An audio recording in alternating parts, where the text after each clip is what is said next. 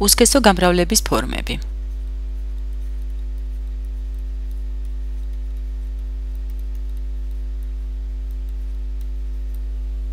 ცოცხალი არსებები იბადებიან და კვდებიან. სიცოცხლე დედამიწაზე კი გრძელდება. სიცოცხლის უწყვეტობას ცოცხალ ორგანიზმთა გამრავლების უნარი განაპირობებს. გამრავლება ანუ რეპროდუქცია, ანუ თავისივე მსგავსი ახალი ინდივიდების წარმოქმნა, ყველა ცოცხალი არსებისათვის დამახასიათებელი თვისებაა.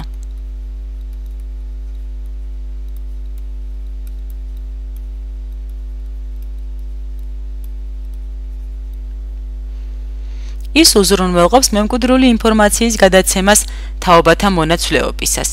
განასხვავებენ გამრავლების ორ სახეს: უსქესოს და სქესობრივს.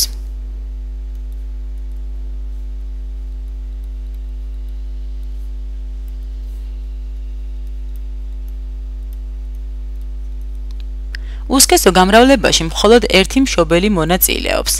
შვილები გენეტიკურად მშობლის იდენტურნი არიან.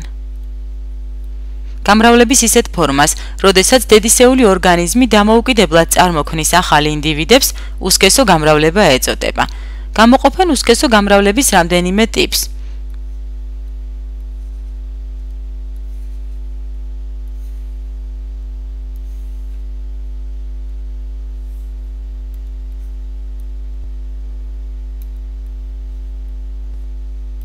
გაყოფით, დაკვირტვით, ფრაგმენტაციით, სპორების წარმოქმნით,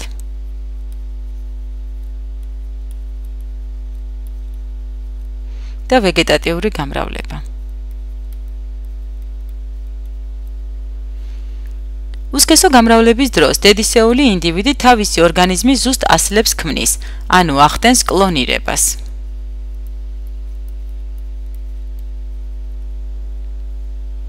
ერთუჯრედიანი ორგანიზმების, როგორც პროკარიოტების, ისე ეუკარიოტების გამრავლება უჯრედის ორად გაყოფის გზით ხდება.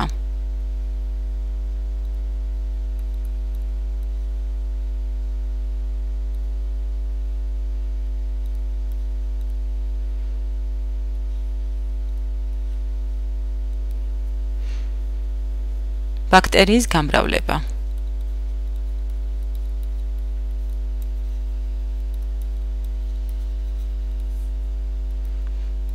ნუკლეოიდი.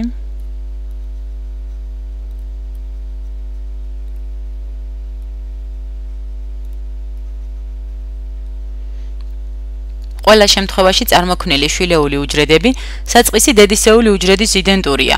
გაყოფის შემდეგ შვილეული უჯრედები ერთმანეთს ცილდებიან, იზრდებიან და შემდეგ ისევ იყოფიან. უსქესო გამრავლების ეს ხერხი შედარებით მარტივია და სწრაფად მიმდინარეობს. გაყოფით მრავლდება ასევე ევგლენა.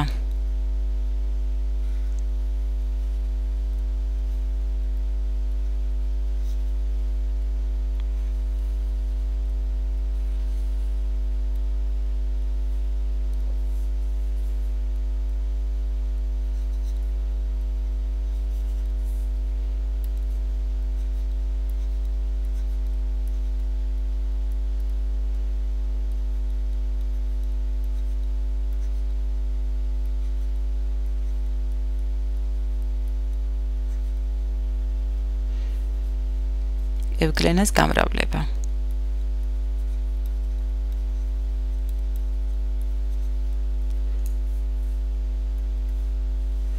როგორც ბაქტერიის, ასევე ევგლენას გამრავლება გაყოფით ხდება.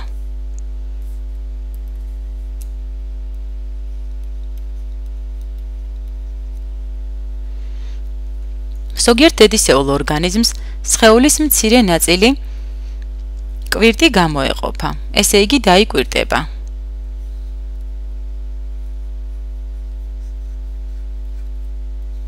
გამოეყოფა კვირტი, რომელიც ახალ ინდივიდად გარდაიქმნება.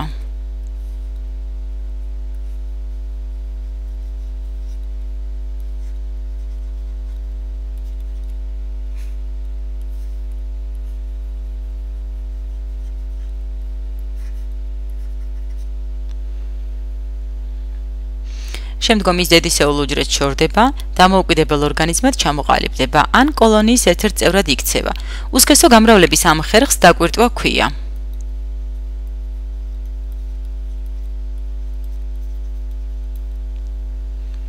დაკვირტვით მრავლდება საფუარი სოკოები, ჰიდრა, ჰიდროიდული და მარჯნის პოლიპები და სხვა უხერხემლოები. ჩვენ განვიხილეთ სწორედ ჰიდრას დაკვირტვა.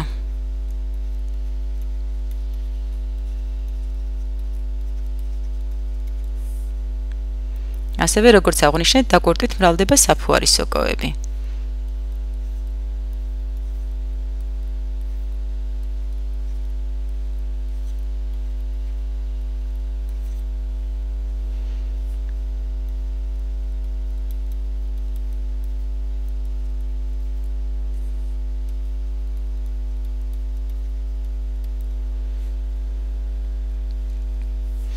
უსქესო გამრავლების ერთ-ერთი ფორმაა ფრაგმენტაცია.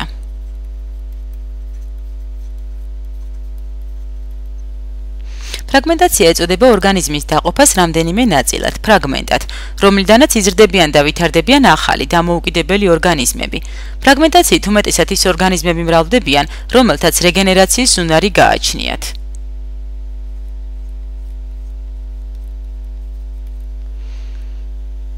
რეგენერაცია ორგანიზმების მიერ დაკარგული ნაწილის აღდგენას ნიშნავს.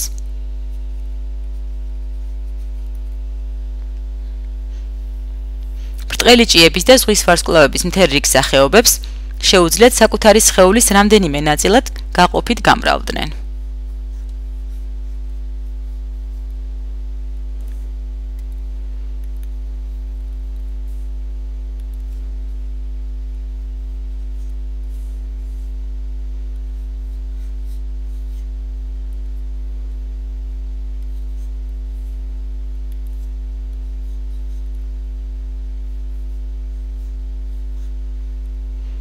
აღდგენილი ქიმები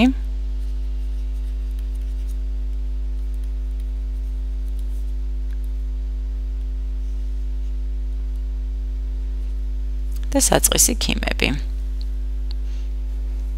ახალი ორგანიზმები შეიძლება განვითარდეს მშობლის სპეციალიზირებული უჯრედიდან, სპორიდან.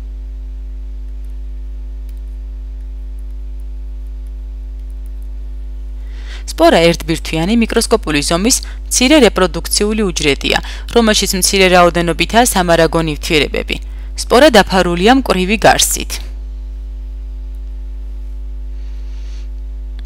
ეს გარსი მდგრადია გარემოს არახელსაყრელი პირობებისადმი. სპორებით მრავლდებიან სოკოები, წყალმცენარეები,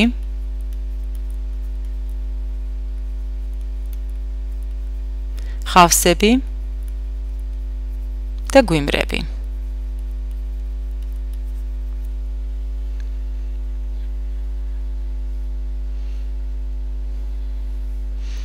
ხმელეთის ორგანიზმების, მაგალითად სოკოების სპორებს აქტიური მოძრაობის უნარი არ აქვთ. სამაგეროდ ისინი ძალიან მსუბუქია და ადვილად გადაიტანება ჰაერისა და წყლის ნაკადით. ხელსაყრელ პირობებში მოხვედრისას სპორა ღირდება და ახალ ინდივიდს აძლევს დასაბამს. წყალმცენარეების სპორები შოლტებითაა შეიარაღებული, რომელთა მეშვეობით წყალში აქტიურად მოძრაობს. ვეგეტატიური გამრავლება ფართოდაა გავრცელებული მცენარეებს შორის და ხორციელდება ვეგეტატიური ორგანოებით.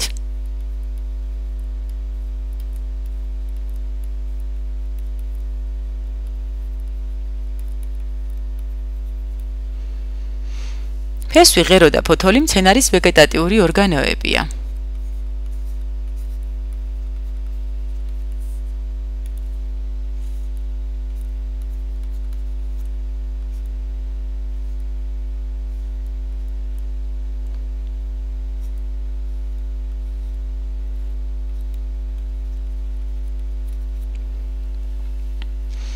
ლათინურად ვეგეტატივუს მცენარეულობას ნიშნავს. მათი მეშვეობით გამრავლებას ვეგეტატიურ გამრავლებას უწოდებენ. ვეგეტატიური გამრავლების დროს ახალი ინდივიდების წარმოქმნა ხდება დედისეული ორგანიზმის სხეულის ნაწილიდან. ვეგეტატიური ორგანოებით ფესურით, ბოლქვით, ტუბერით, ბწყალით, ფოთლით მრავლდება ზოგიერთი უმაღლესი მცენარე. სიცოცხლის განვითარების პროცესში უსქესო გამრავლება გაცილებით ადრე ჩამოყალიბდა. უსქესო გამრავლება ხელს უწყობს როგორც ინდივიდთა რიცხოვნობის ზრდას, ისე მათ განსახლებას.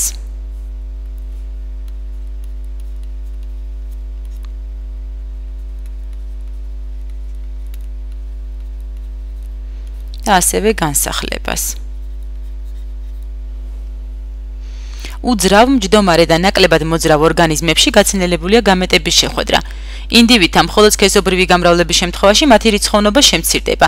უსქესო გამრავლების მნიშვნელობა იმაშიც გამოიხატება, რომ შვილეული ორგანიზმი, რომელიც მშობელთან არის დაკავშირებული, ეფექტურად იყენებს ენერგიას და დიდ ზომას აღწევს. ამიტომ გაცილებით მეტია ასეთი ორგანიზმის არსებობისათვის ბრძოლაში გადარჩენის და რეპროდუქციულ ასაკამდე მიღწევის ალბათობა.